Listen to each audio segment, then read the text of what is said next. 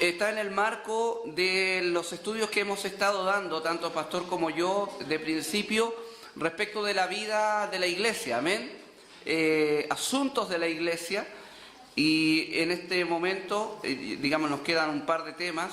Ahora vamos a finiquitar un tema que dimos un preámbulo en la otra oportunidad, y es acerca de el dar, amén, el dar. Y el día de hoy queremos situarnos ahí en segunda a los Corintios, capítulo 9. Me interesa que estos fundamentos doctrinales queden bien arraigados en nuestro corazón, en nuestra vida. Ya hay hechos prácticos que muchas veces nosotros queremos enseñar, obviamente, pero creo que la base doctrinal, teológica es importantísima, amén, y de aquí saltamos siempre directamente a las aplicaciones prácticas. Vamos a leer desde el versículo 1 hasta el versículo 15. Necesito, por favor, un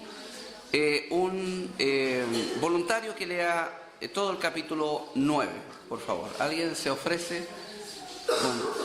¿Sí? Ya, la mitad del hermano Marcelo y hasta el versículo 7, y luego hermana Bernardita hasta el final. Amén. Capítulo 9, del 1 al 7, ¿cierto? Ajá. Segunda de los Corintios. Amén. Cuanto a la administración para los santos, es por demás que yo os escriba, pues conozco vuestra buena voluntad, de la cual yo me glorío en los de Macedonia, que acá ya está preparada desde el año pasado, y vuestro celo ha estimulado a la mayoría. Pero he enviado a los hermanos para que nuestro gloriarnos de vosotros no sea vano en esta parte, para que, como lo he dicho, estéis preparados. No sea que si vinieren conmigo algunos macedonios y os hallaren desprevenidos, nos avergoncemos nosotros, por no decir vosotros, de esta nuestra confianza. Por tanto, tuve por necesario exhortar a los hermanos que fuesen primero a vosotros y preparasen primero vuestra generosidad antes prometida, para que esté lista como de generosidad y no como de exigencia nuestra. Pero esto digo, el que siembra escasamente, también segará escasamente. Y el que siembra generosamente, generosamente también segará. Cada uno dé como propuso en su corazón, no con tristeza ni por necesidad, porque Dios ama al dador alegre. Y poderoso es Dios para hacer que abunde en vosotros toda gracia, a fin de que, teniendo siempre en todas las cosas todo lo suficiente, abundéis para toda buena obra. Como está escrito, repartió, dio a los pobres, su justicia permanece para siempre. Y el que da semilla al que siembra y pan al que come, proveerá y multiplicará vuestra sementera y aumentará los frutos de vuestra justicia, para que estéis enriquecidos en todo para toda liberalidad, la cual produce por medio de nosotros acción de gracias a Dios. Porque la administración de este servicio no solamente suple lo que a los santos falta, sino que también abunda en muchas acciones de gracias a Dios. Pues, por la experiencia de esta administración, glorifican a Dios por la obediencia que profesáis al Evangelio de Cristo y por la liberalidad de vuestra contribución para ellos y para todos.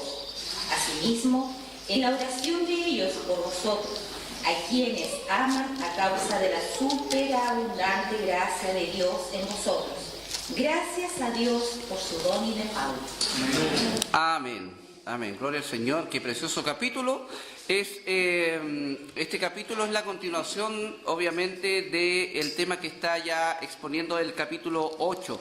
Yo hice la salvedad en la otra oportunidad y es muy interesante saberlo para saber cómo estudiar 2 Corintios. 2 Corintios, a distinción de 1 Corintios, es una carta bien segmentada, ya no tiene una hilación continua, o sea, tiene un tema absolutamente conocido en toda la carta tal vez, pero no, es segmentada porque a todas luces distintos segmentos fueron escritos en distintos tiempos, ¿ya?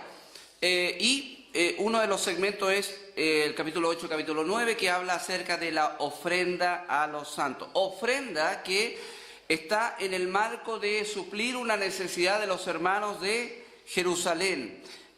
Surgió una necesidad producto del contexto de pobreza que estaban viviendo los hermanos en Jerusalén, y como dice Romanos capítulo 15, versículo 25, Pablo, hablando de esto, dice: «Mas ahora voy a Jerusalén para ministrar a los santos». ¿Por qué? Porque Macedonia y Acaya, ya que son las dos regiones que Pablo pone, y Pablo incluso se expresa también en 2 Corintios 8 y 9, que fueron las dos regiones donde las iglesias de estas regiones determinaron ofrendar para los pobres que hay entre los santos que están en Jerusalén, dice. Amén.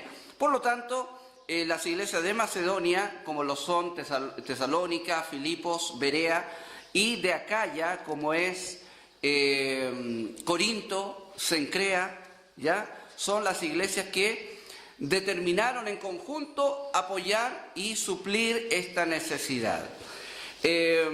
También hacer la salvedad de que no existe un capítulo o una sección, un texto en el Nuevo Testamento que nos diga y nos dé instrucciones precisas y acabadas acerca de cómo una iglesia debiera administrar sus recursos, ¿ya? Sin embargo, esta es la realidad de muchas otras prácticas nuestras, pero nosotros llegamos a conclusiones y llegamos a ciertas formas de hacer las cosas en base a los principios y doctrina que nosotros entendemos en la palabra del Señor, ¿ya?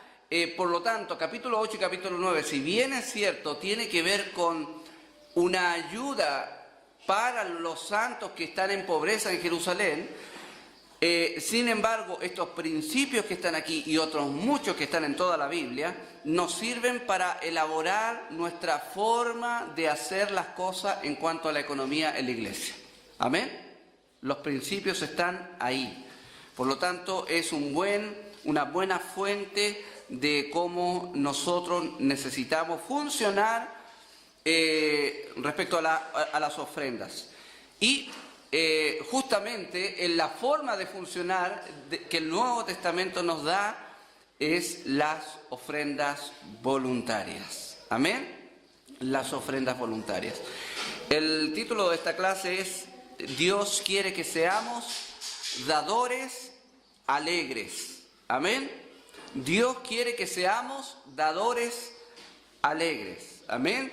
De hecho, el título nos dice mucho, porque primero es la voluntad del Señor. O sea, Dios quiere que seamos esto. Amén.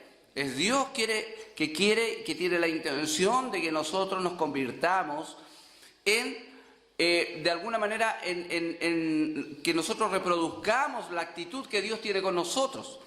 En una oportunidad la palabra del Señor dice: dad de gracia lo que nosotros recibimos de gracia. ¿Ya? Esa es la dinámica espiritual de Dios, o que espera Dios en nosotros. Amén. Y espera que seamos, y quiere que seamos dadores. Amén. Espera que nosotros seamos dadores, y lo quiere y lo busca a través de su palabra con nosotros. Pero quiere que seamos dadores alegres. Amén. Porque simplemente nos podemos convertir en gente dadora, generosa, como mucha de la que hay en el mundo, pero obviamente la actitud, el corazón detrás de esa dádiva es importante para Dios también. Amén. Justamente quiero recalcar lo que dice el versículo 6 y versículo 7 del capítulo 9, que dice: pero esto digo, el que siembra escasamente, también segará escasamente. Y el que siembra generosamente también segará. Cada uno dé como propuso en su corazón, no con tristeza ni por necesidad, porque Dios ama al dador alegre. Amén. ¿A quién ama Dios? Al dador alegre. Amén. Entonces, esa es nuestra meta, hermanos queridos, ser dadores alegres. Primero ser dadores, amén, y luego ser dadores alegres. Hermanos, nuestra iglesia, tal como muchas iglesias y la obra del Señor en sí, necesita ordenarse y necesita funcionar bien en términos de lo material también, de lo económico. Amén. Nosotros tenemos como iglesia muchas necesidades, muchos requerimientos que tienen que ver con economía, con finanzas. Amén. Y nosotros no solamente necesitamos entender que existen estas necesidades, sino que necesitamos involucrarnos en satisfacer esas necesidades y de hecho entender que Dios quiere y puede suplir esas necesidades a través de nosotros. Amén. La iglesia en sí, la iglesia de Cristo, no está encomendada a hacer labores comerciales, por ejemplo, para sustentarse. Amén. La iglesia de Cristo no está mandada a buscar en la ayuda pública, social, política, lo que necesita. Esencialmente, lo que hace la iglesia desde que es iglesia, ¿cierto?, es exactamente lo mismo que hacía Israel en el tiempo que era el pueblo de Dios. Amén. Que es suplir sus necesidades en base a lo que ellos mismos podían dar desde su generosidad. Amén. Es decir, tal como en el Antiguo Testamento Israel era el pueblo quien suplía todas las necesidades materiales del servicio a Dios y del funcionamiento del pueblo. Amén. Asimismo, en otra dimensión, tal vez en otro contexto y en otra, de otra manera, pero en el Nuevo Testamento también el pueblo de Dios necesita suplir necesidades y ese suplir esa necesidad viene del pueblo de Dios o debe venir del pueblo de Dios. El tema es que, o el desafío grande, es que en el antiguo pacto teníamos de alguna manera un peso obligatorio, por ejemplo el diezmo. Amén. Era un peso obligatorio que estaba sobre las espaldas de cada israelita y que a través de ese peso obligatorio hacía que de alguna u otra manera el sustento para que el pueblo funcionara o todo el sistema de servicio de Dios funcionara estuviera de alguna u otra manera asegurado. Amén. O sea, tenían que llevar los diezmos, tenían que cumplir todos los requerimientos. De hecho, todos los diezmos que se habían impuesto al pueblo tenían que cumplirse, ¿ya? De hecho, las palabras son decidoras en el libro de Malaquías cuando Dios dice: traed todos los diezmos al alfolí y haya alimento en mi casa. ¿Por qué? Porque en el tiempo de Malaquías había tal decadencia espiritual que simplemente no estaban dando sus diezmos y la casa de Dios, simbolizando el servicio a Dios en el templo, realmente estaba absolutamente desprovista, sin ningún tipo de provisión. Entonces, eso causa problemas, ¿ya? Ahora, ¿qué es lo que Dios espera de nosotros?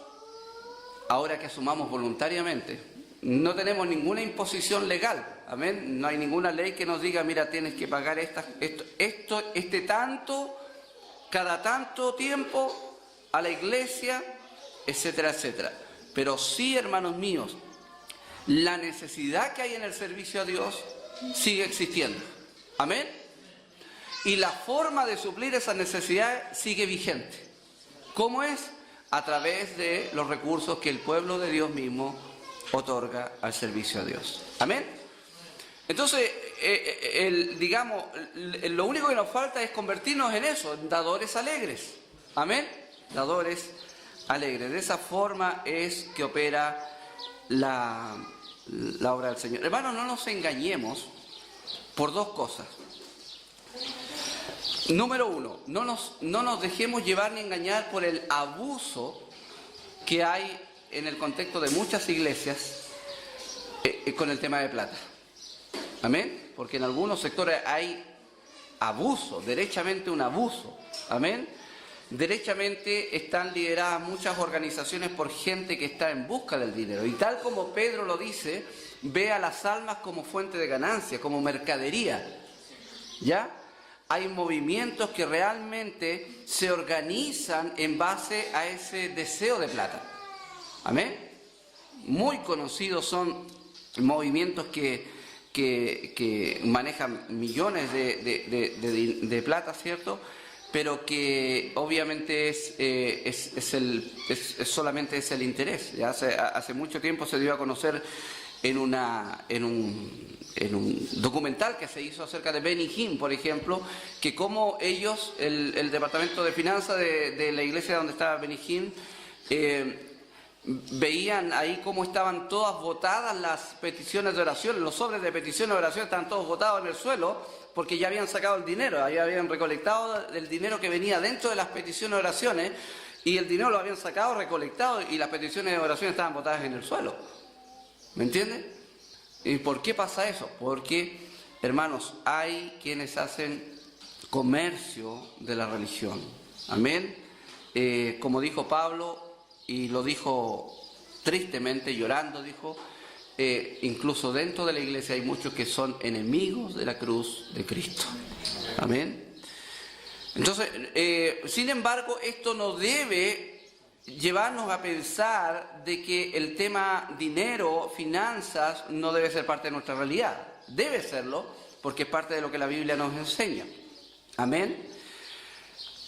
No nos dejemos llevar también, o no nos engañemos por lo que muchas veces el mundo dice. No, dice el mundo dice, en la iglesia piden dinero, ¿cierto? Porque, qué sé yo, para dárselo al pastor, para darlo aquí. Hermano, es la forma que todas las organizaciones en el mundo funcionan. Cuando usted va a una página web de un periodista, por ejemplo, o de una cadena de periodismo tal vez pequeña, etcétera, etcétera, o a cualquier tipo de fundación, hermano, hasta a cualquier tipo de persona que esté en la palestra política o social, va a encontrar un enlace, ¿cierto? Un link en su página web que dice donar o donación. ¿Por qué? Porque es la forma en que pueden funcionar ellos. O sea, cada aspecto o cada institución, cada institución, bien digo, en el mundo tiene su forma de funcionar. La pregunta es cómo una iglesia de Cristo puede y debe funcionar. ¿Hay dinero dentro del funcionamiento de la iglesia? Claro que sí, claro que sí. Pero hay principios, mandamientos y directrices que no podemos nosotros ignorar. Amén. Porque aún en términos financieros nuestro proceder debe ser santo y debe reflejar obviamente la naturaleza de Dios. Amén. Ya. Dios quiere que seamos dadores alegres. Amén. Vamos a ver esto en 4 puntos, este tema, y el primero es el siguiente. Cuando actuamos, hermanos míos, en la gracia de Dios y tenemos un auténtico amor por lo que es de Dios, estaremos mejor capacitados para dar bíblicamente. ¿Amén? Cuando actuamos en la gracia de Dios, no en nuestro propio esfuerzo, en nuestra propia carnalidad, amén, sino que en la gracia de Dios, y tenemos un auténtico amor por lo que es de Dios, su obra, por ejemplo, estaremos mejor capacitados para dar bíblicamente. Amén. Cuando no entiendo bien la gracia, o cuando no actúo en la gracia de Dios, y cuando no tengo amor por lo que es de Dios, entonces no voy a actuar bíblicamente. Amén. Por ejemplo, si yo no entiendo o yo no actúo por la gracia de Dios, voy a actuar por mi carne. Y siempre algo que tiene que ver con la generosidad, pero en la carne, hermano, siempre tiene una mala actitud, siempre tiene un mal propósito. ¿Ven? Yo podría dar en forma egocéntrica, por ejemplo, vanagloriosa, ¿entiende? Que no tiene nada que ver con la gracia de Dios. Yo puedo ser un soberbio y ser de alguna manera una persona que da. Pero Dios resiste a los soberbios y da gracia a los humildes. Entonces, hermanos, que nuestra generosidad sea el producto de la gracia de Dios en nosotros. Amén. ¿Cuándo va a ser esto? Cuando nosotros apreciemos qué es la gracia de Dios. Y digo esto que es producto de la gracia de Dios por lo que el capítulo 8 dice, versículo 1, por ejemplo, dice: asimismo, hermanos, os hacemos saber, ¿qué dice? La gracia de Dios que se ha dado a las iglesias de Macedonia. O sea, ¿por qué las iglesias de Macedonia terminaron siendo generosas? Porque en ellas se manifestó la gracia de Dios. ¿Me entiende? O sea, si algo pasó en sus corazones para ofrendar para la causa de la obra de Dios, fue porque la gracia de Dios actuó en ellos. ¿Amén? Porque la gracia de Dios actuó en ellos. Versículo 6 también nos da señal de esto, ¿cierto? Del capítulo 8 también. De manera que exhortamos a Tito para que tal como comenzó antes, asimismo acabe también entre vosotros. ¿Qué dice? Es una obra de gracia. Amén. Ofrendar, dar, es una obra de gracia. ¿Nota cómo la gracia de Dios está detrás de eso también? Cuando usted da, cuando yo doy, y eso es causado por la gracia de Dios en mí, entonces estoy en el camino correcto para ser un dador alegre. Versículo 7, ¿qué dice del mismo capítulo? Por tanto, como en todo abundáis, en fe, en palabra, en ciencia, en toda solicitud y en vuestro amor para con nosotros, ¿qué dice también? Abundad también en esta gracia. ¿Ve? El dar, hermano mío, está enlazado con la gracia de Dios. La gracia de Dios. Y cuando hablamos de también un auténtico amor por lo que es de Dios, tenemos que mirar también el pasaje como estos hermanos tenían un auténtico amor por lo que era de Dios. Capítulo 8, verso 24, mire lo que dice. Mostrad pues para con ellos ante las iglesias, ¿qué dice? La prueba de vuestro amor. ¿Qué hago yo cuando por la gracia de Dios doy generosamente a la causa de Dios? Estoy manifestando una prueba de mi amor. ¿Amén? ¿Se acuerdan lo que dice Juan? Que nuestro amor no debe ser solamente en palabras y en bla bla, sino que, como dice, de hechos y en verdad. O sea, debe ser primero un amor auténtico y eso se va a evidenciar con los hechos. Y dar generosamente es un hecho que evidencia mi amor por la causa de Dios. ¿Amén? Un amor por la causa de Dios. Dice que es una prueba de vuestro amor y de nuestro gloriarnos respecto de vosotros. Miren lo que dice también el versículo 8 del mismo capítulo. No hablo como quien manda, sino para poner a prueba. Note eso, dice no mando como quien manda. O sea, no hablo como quien manda. La solicitud que Pablo hizo a las iglesias para la ofrenda para los santos no fue impuesta. Amén. Pablo no puso una ley para las iglesias. Amén. Por eso dice, yo no hablo como quien manda este asunto, sino ¿para qué? Para poner a prueba, por medio de la diligencia de otros, también la sinceridad del amor vuestro. Hermanos míos, el amor nuestro es probado con lo material. Amén. Es probado con lo material. ¿Por qué? Porque esa es la dinámica espiritual. De tal manera amó Dios al mundo que, ¿qué dice? Ha dado. ¿Por qué Dios dio a su Hijo? Por amor. Es una prueba de su amor. Mas Dios muestra su amor para con nosotros, en que incluso siendo pecadores, ¿qué dice? Cristo murió por nosotros. Entonces, hay pruebas del amor. En el caso de Dios, la prueba más excelente de su amor es la entrega de su propio Hijo para morir en favor nuestro. Amén.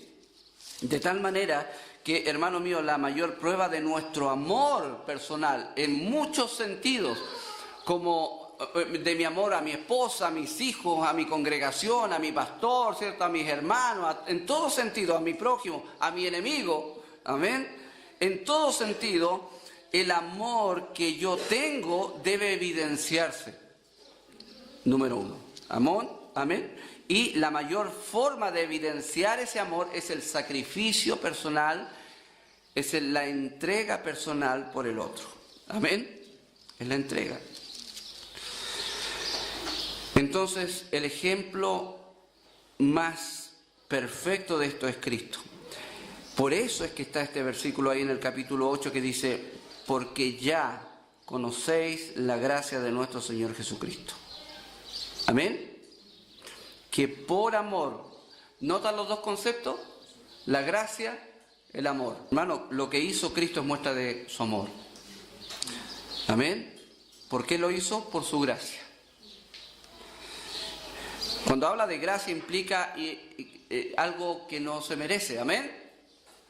Por lo tanto, cuando incluimos el concepto de la gracia en la generosidad y en el dar, hermano, debemos sacarnos de la cabeza el cálculo matemático que muchas veces hacemos de decir, bueno, depende a quién, ¿cierto? No, hay mucha frialdad muchas veces en nuestra mente cuando se trata de dar. No debemos buscar méritos. Yo no puedo buscar méritos en un hermano, por ejemplo, que tiene una necesidad y no suplirla porque, según yo, no tiene méritos para eso. No, hermanos míos, el apóstol Juan en su carta, vamos a Primera de Juan, por favor.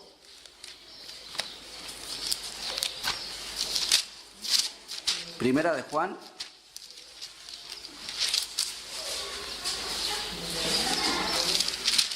Capítulo 4,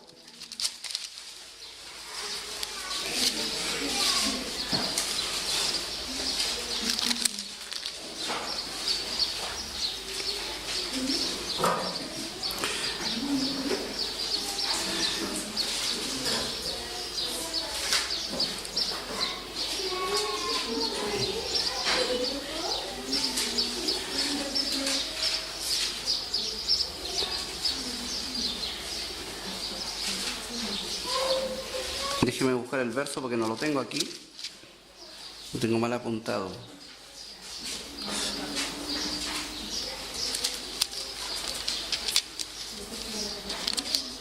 Ya, aquí está, capítulo 3, verso 15. Todo aquel que aborrece a su hermano es, así que piénselo bien cuando tenga resquemores contra un hermano, ¿ven? Esa es la calidad de nuestra vida espiritual cuando no amamos, cuando aborrecemos a un hermano. Y sabéis que ningún homicida tiene vida eterna permanente en él o viviendo en él. En esto hemos conocido el amor, en que él puso su vida por nosotros. Una prueba del amor, ¿se acuerda? También nosotros debemos poner nuestras vidas por los hermanos. Pero el que tiene bienes en este mundo y ve a su hermano tener necesidad y cierra contra él su corazón, ¿qué pregunta hace Juan ahí? ¿Cómo podemos decir que mora el amor de Dios en alguien que teniendo como no ayuda a su hermano? Y eso tiene que ver con lo que hablamos de la gracia. Cuando hablamos de la gracia de Dios, hermanos, la gracia no necesariamente busca méritos para ayudar a otros. Amén. Entonces, cuando actuamos, hermanos, en la gracia de Dios y tenemos un auténtico amor por lo que es de Dios, estaremos mejor capacitados para dar bíblicamente. Por eso, hermanos, Dios nos estimula a considerar su gracia, a actuar conforme a esa gracia. Si yo recibí de gracia debo dar. Amén. De gracia. Y considerar que mi amor por Dios debe evidenciarse también en mi amor por su obra. Y si yo tengo amor a Dios, amo su obra y yo quiero que su obra obviamente sea sustentada, y por eso mi generosidad siempre va a ser realmente fluida para con la obra del Señor, porque no voy a tener esa mal sentimiento, sino solamente un amor por lo que es de Dios. Segundo, debemos entender que la dinámica espiritual de la siembra y la cosecha también afecta nuestra vida en cuanto al dar. Hay una ley de la siembra y la cosecha, ¿cierto? Y muchas veces nosotros aplicamos esta ley en cuanto a nuestras actitudes con los demás, ¿cierto?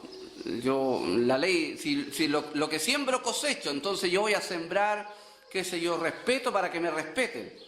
Hermanos míos, si bien es cierto, debemos apuntar y poner bien en nuestro corazón esa ley, Pero a veces nosotros funcionamos mal con esa dinámica. Nosotros siempre estamos finalmente pensando en nosotros mismos. Entonces muchas veces digo, ¿cómo encontrar respeto de los demás? Soy yo el sujeto. Entonces, ya sé cómo me van a respetar, voy a respetarlo. Entonces finalmente lo hago, pero pensando en mí. ¿Me entiendes? La ley de la siembra y la cosecha debemos unirla con la ley, ¿cierto? La regla de oro. ¿Ya? ¿Qué dice la regla de oro? ¿Se acuerda? Lo que quiera que hagan contigo, así hazlo también con los demás. Amén. ¿Usted sabía que la regla de oro está también en otras religiones, pero está en forma negativa? El Evangelio es la única que la presenta en forma positiva. Las otras versiones dicen, lo que no quieras que te hagan a ti, no lo hagas con los demás. O sea, la idea es no hagas lo que no te gusta que te hagan a ti, en forma negativa. Entonces finalmente es como un llamado a no hacer nada, ¿ya? A no dañar a la gente. Pero Cristo lo plantea en términos positivos. ¿Qué es lo que te gusta que te hagan a ti? ¿Cómo te gusta a ti que sean contigo? Así, así, así. Bueno, sé tú así. Amén.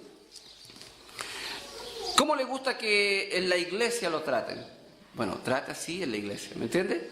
Entonces, y eso está enlazado con la ley de la siembra y la cosecha, y necesitamos nosotros entender que esa dinámica de la ley de la siembra y la cosecha está enlazada también con lo que nosotros conocemos como el dar, amén, el ser generosos.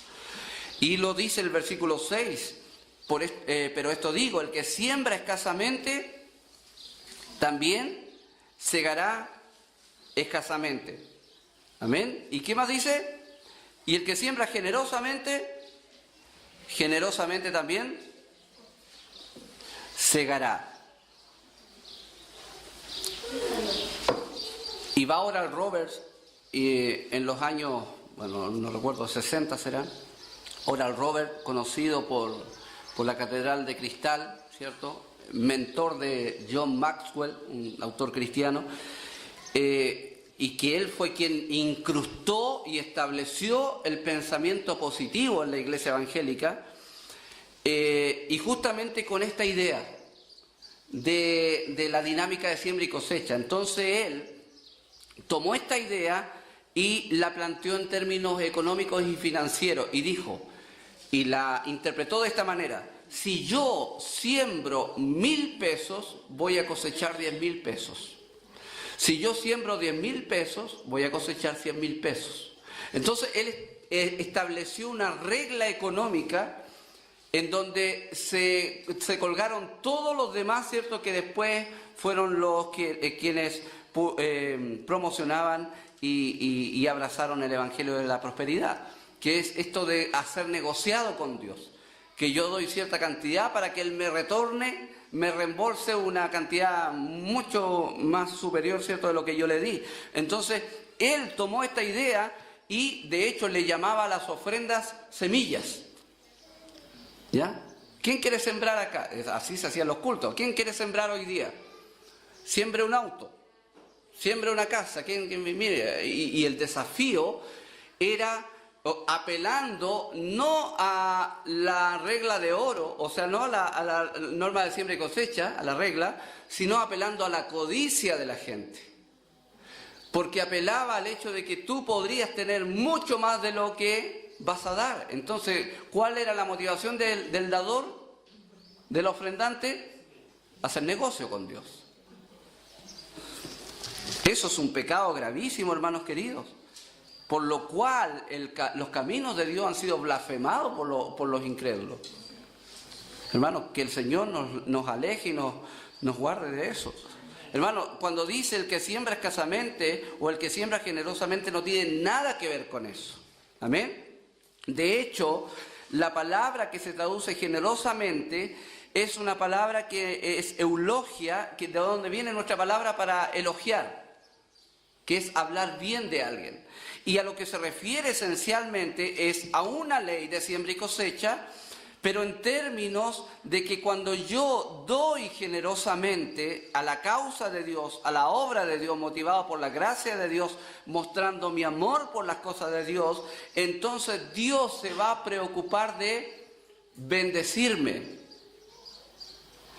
Pero ¿bajo qué parámetros? Bajo los parámetros que Él establece. Yo no puedo esperar que si yo hoy día ofrendo, mañana voy a amanecer con la idea, pucha, ya hoy día Dios tiene que devolverme.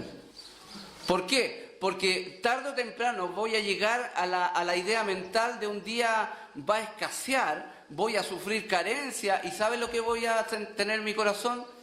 Dios no está cumpliendo. No vale la pena dar. No doy más. Esto es una farsa. ¿Me entienden los pensamientos? ¿Por qué? Porque yo puse una idea equivocada, que con Dios se hace negocio. Y no es así, hermano. Dios es un Dios soberano. Dios es un Dios independiente. Dios es un Dios autónomo. Tal como lo dijo, lo expresó ahí con Salomón cuando construyó el templo. Dice, bueno, yo entiendo que Dios no vive en estas cuatro paredes, ¿cierto? De una forma, una paráfrasis estoy haciendo, ¿ya? No, nada puede contener la gloria de Dios. Amén. Hermanos míos, cuando habla de bendecirme, está hablando enlazado con lo que dice también el versículo 8. Mire, ¿de qué forma me va a bendecir cuando doy?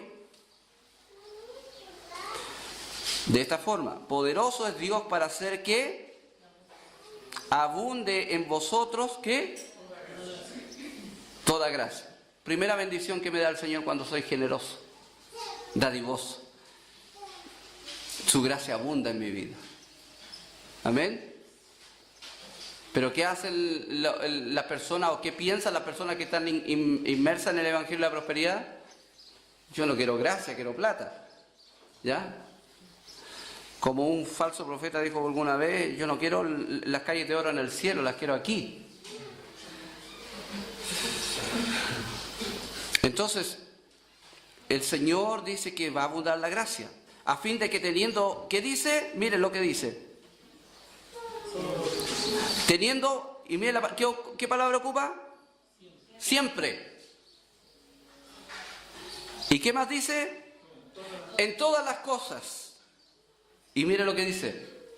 ¿Qué dice? Todo lo suficiente.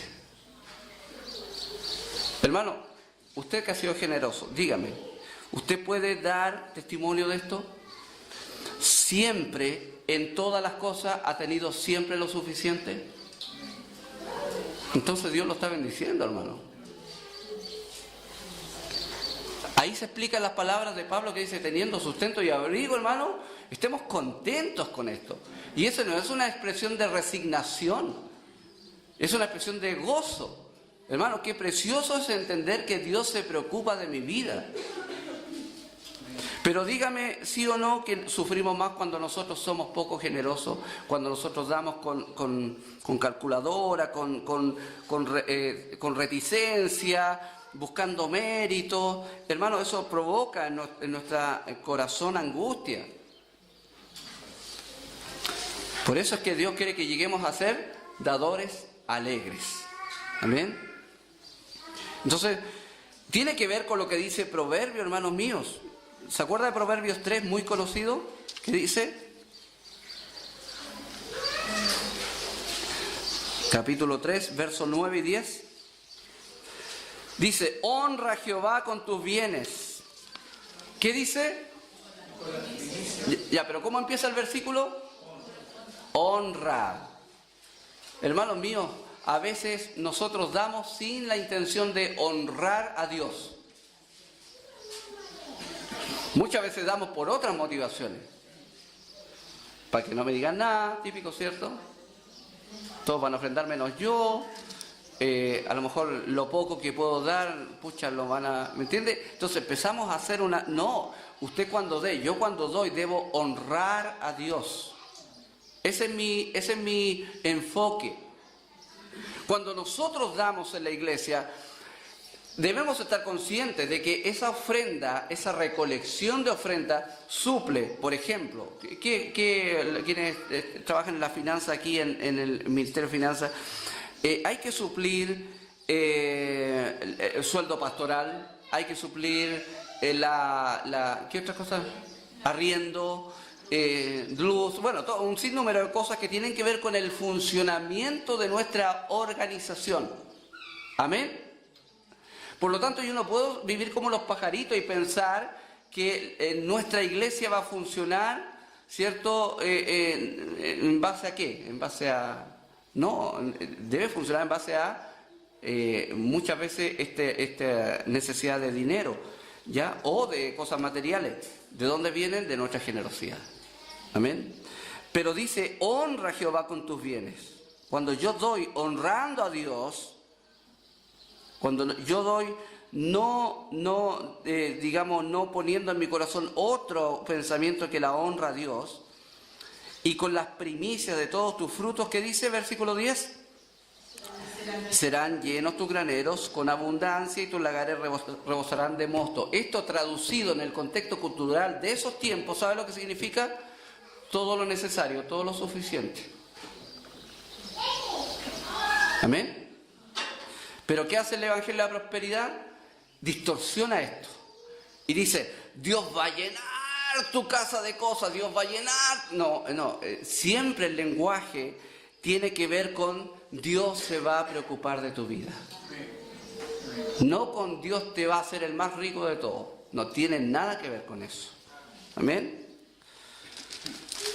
Entonces es la ley que el Señor puso.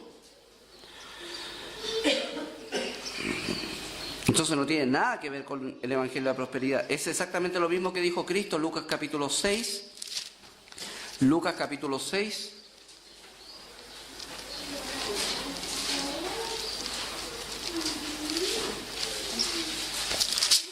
Lucas 6 dice,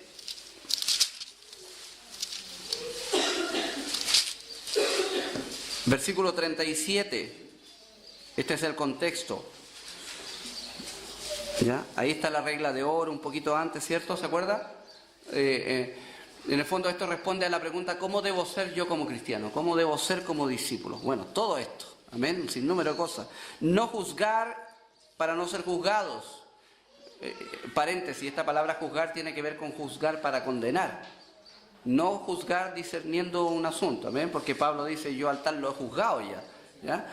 Entonces ahí es una palabra que connota condenación. Yo no puedo andar condenando a medio mundo, ¿cierto? ¿Por qué? Porque yo voy a ser condenado. Voy a ser juzgado de la misma manera. No condenéis y no seréis condenados. Perdonad y seréis, note, siembra cosecha. ¿Y qué dice? Dad y se os dará.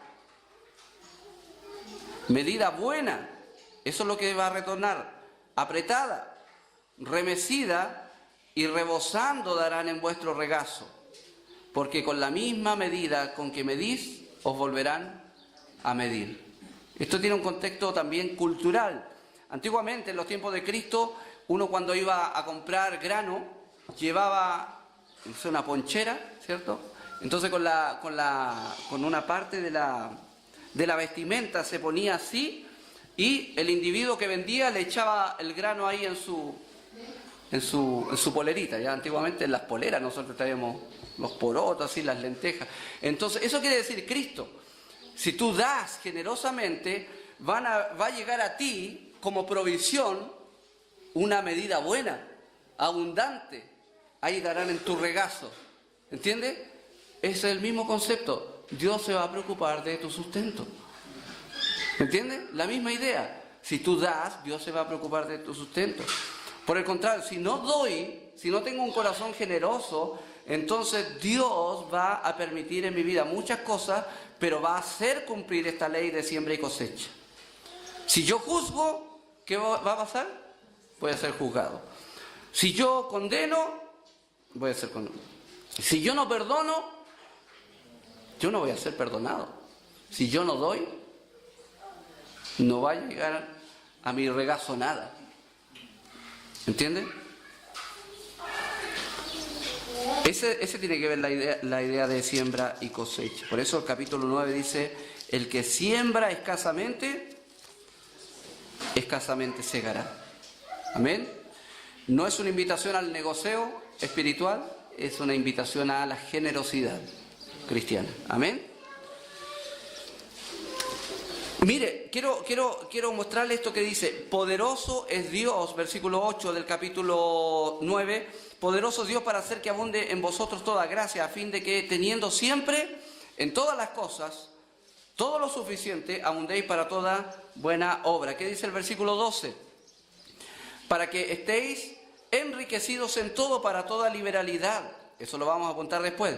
La cual produce por medio de nosotros acción de gracias a Dios. Dios quiere enriquecerte para que tengas mayor liberalidad. ¿Ya? ¿Te quiere dar más? ¿Para qué? Para que puedas dar más. Esa es la idea. Amén. Y, hermanos, hay una mención ahí del Salmo 112:9. Como está escrito, que dice, repartió, dio a los pobres, su justicia permanece para siempre. Pregunta de interpretación bíblica. ¿De quién está hablando? ¿Quién es el que repartió y su justicia permanece para siempre? ¿Quién? No. Si usted va al Salmo 112, ¿de quién está hablando el Salmo 112? Favorito de muchos. ¿Qué dice? ¿Cómo empieza el Salmo 112? Bienaventurado el hombre, ese es el sujeto. El hombre que teme a Jehová reparte y da a los pobres. ¿Y sabe lo que pasa en él? Su justicia permanece para siempre. Exactamente lo mismo. Lo que siembra, cosecha. Por eso es que dice, y el que da semilla al que siembra, amén. O sea, Dios, en este caso Dios, y pan al que come, ¿qué dice? Proveerá y multiplicará vuestra sementera. ¿Y qué dice? Aumentará los frutos de vuestra justicia. La generosidad también produce justicia. Para la gloria del Señor, obviamente. Amén. Pero dice que una de las características del hombre de Dios es que reparte, da a los pobres y como fruto tiene frutos de justicia que permanecen para siempre. Amén. El hombre que teme a Jehová. Por lo tanto, si hace mención de este salmo, inmediatamente debemos obligatoriamente hacer mención de que aquel que también es generoso es porque teme a Jehová. ¿Entiende? Porque él tiene en su corazón el dar a los pobres. Amén. Interesante porque vemos que el hombre que teme a Jehová no solamente se ocupa y se enorgullece de su familia, sino que también su amor está hacia afuera. Amén. Es un gran ejemplo en ese sentido. Otro punto, en nuestra generosidad pesa mucho la condición de nuestro corazón. Amén. Pesa mucho la condición de nuestro corazón si somos o no generosos. ¿Qué dice el versículo 6? El versículo 7, perdón. Cada uno dé como propuso en su corazón. ¿Qué pasa si mi corazón tiene orgullo, egoísmo? No voy a poder dar, ¿ya? Entonces no voy a poder producir eso. Debo dar como propongo en mi corazón, y mi corazón debe tener una condición espiritual buena. ¿Se acuerdan de Ananí y Zafira? ¿Qué pasó con ellos con su dádiva generosa? Ellos murieron porque no tenía esa dádiva generosa. ¿Y qué hizo Dios? ¿Qué hizo Dios? Los mató. Bueno, ¿por qué los mató? ¿Que es malo Dios? No, hay que entenderlo en contexto histórico también. Por la mentira. Por la mentira, y estaba recién estableciéndose la vida comunitaria en la iglesia. Entonces, de alguna manera eso, y de hecho el mismo texto lo dice, se convirtió en un ejemplo para los demás. En que no es cosa de andar jugando con las cosas de Dios. ¿Ya? Y de hecho el texto dice, y esto causó temor a toda la iglesia. Amén, a toda la iglesia. Por lo tanto, en ese aspecto, en el dar, eso se puso serio ya después. Entonces, versus Bernabé, que Bernabé vendió sus cosas y dio todo, ¿me entiende? Había otro corazón en él. Por eso, hermano mío, cuando nosotros tenemos problemas de generosidad, debemos examinar nuestro corazón. ¿Cómo está? ¿Qué situación espiritual tiene?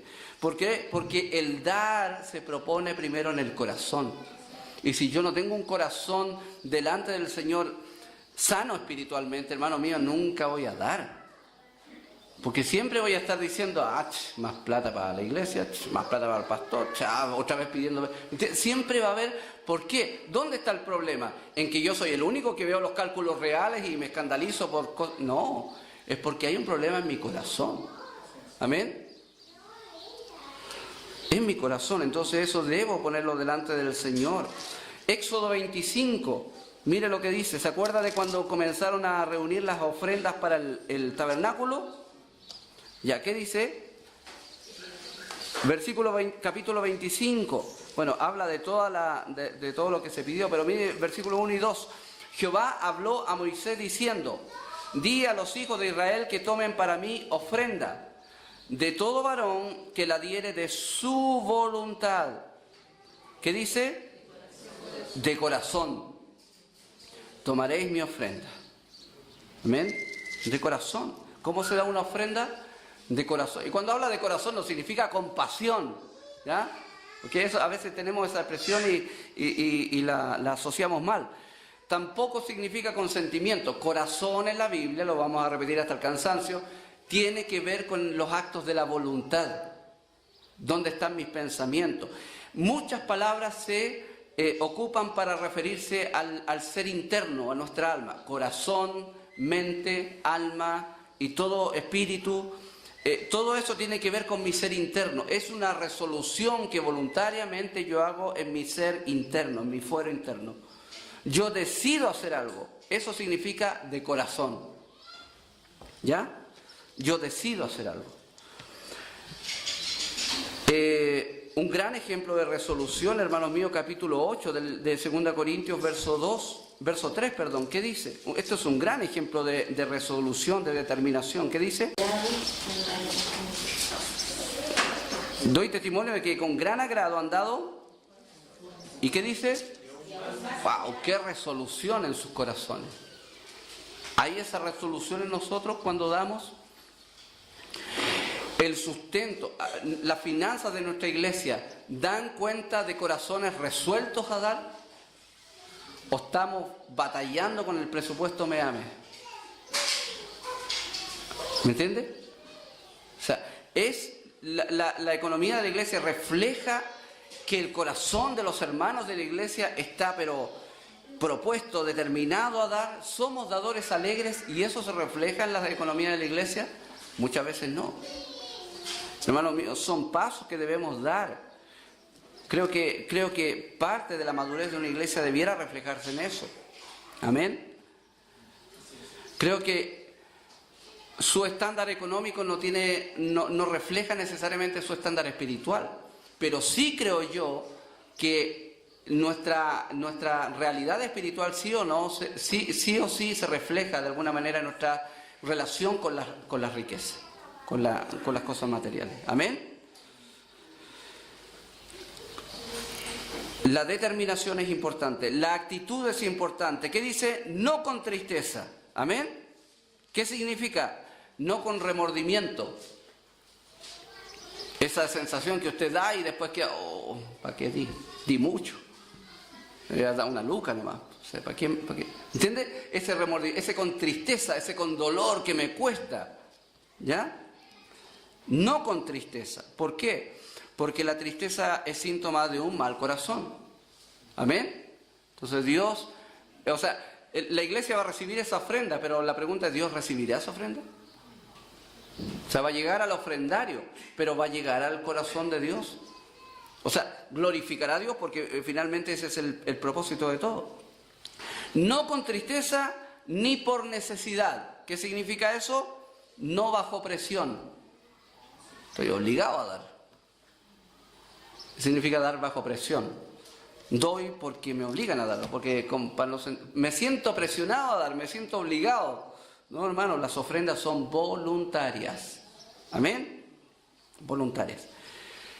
La actitud. ¿Por qué? Porque Dios ama al dador alegre. ¿Amén? ¿A quién ama Dios?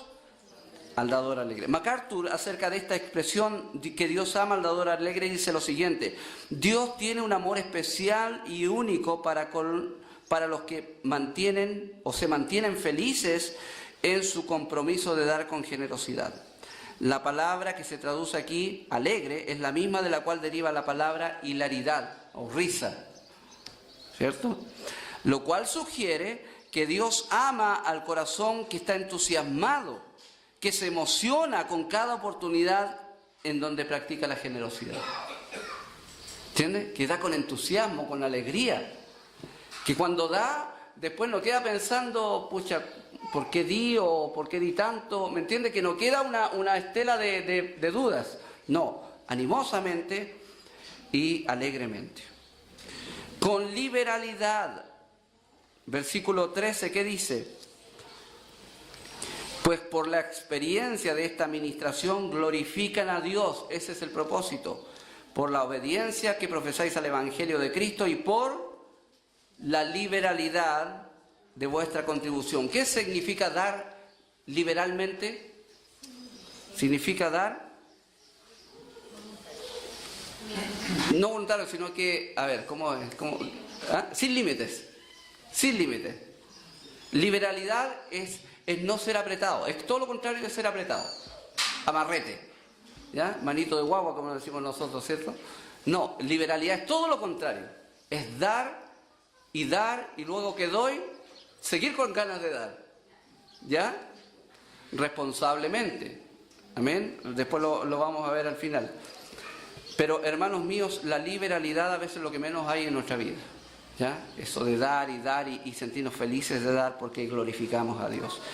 Entendiendo bien el propósito. ¿Cuál es el propósito? Versículo 13 dice, pues por la experiencia de esta administración, o sea, debido a sus ofrendas, hermanos, ¿qué dice? Glorifican a Dios. Glorifican a Dios. Hermanos míos, todo es para la gloria de Dios y nosotros damos para la gloria del Señor. ¿Cómo dar? Finalmente vamos a ver eso. Hay algunas pautas para dar. Capítulo 16 de 1 Corintios, voy a esquematizar rápidamente esto. Algunas pautas para dar. ¿Cómo doy? Bueno, ahí vimos, ¿cierto? Con un corazón delante del Señor muy bueno, no con tristeza, no bajo presión, alegremente. Pero aquí hay algunas pautas que nos sirven también. ¿Cómo dar? 1 Corintios capítulo 16, que dice respecto de la administración, respecto de la ofrenda, o en cuanto a la ofrenda para los santos, haced vosotros también de la misma manera que ordené a las iglesias en Galacia. Y aquí están las pautas. Primero, yo debo dar en forma sistemática, no dar una vez al año, sistemáticamente. ¿Cómo lo expresa Pablo aquí? Cada primer día de la semana, ¿qué dice? Cada uno de vosotros ponga aparte algo. Amén. Debe transformarse en nosotros como hábito de cada día o cada primer día de la semana. ¿Cuál es el primer día de la semana? Según el calendario, el domingo. Amén. El domingo. Debemos poner aparte algo. Nota la expresión de sistematización. Cada primer día de la semana, cada uno, ¿entiende? Ordenadito, ¿ya? De hecho, la instrucción que da Pablo aquí es justamente para llevar un orden. Esa es la idea del texto, que llevar un orden, ¿no? Que no sea desorganizado el tema. Cada primer día de la semana, poner aparte algo. Amén. Segundo principio, proporcionalmente. Dice, según haya prosperado. Si es que yo no puedo, no, según haya prosperado. Amén. Según haya prosperado. Usted si tiene un ingreso de 100.000 pesos mensuales, no espere dar 90.000 pesos mensuales como ofrenda. No, según haya prosperado. O sea, usted tiene que buscar la proporcionalidad a su realidad económica. Amén. Y como es voluntario, es usted y Dios que tienen que ahí, usted delante de Dios, buscar qué proporcionalidad usted puede ofrendar. Amén. Que obviamente que glorifique a Dios.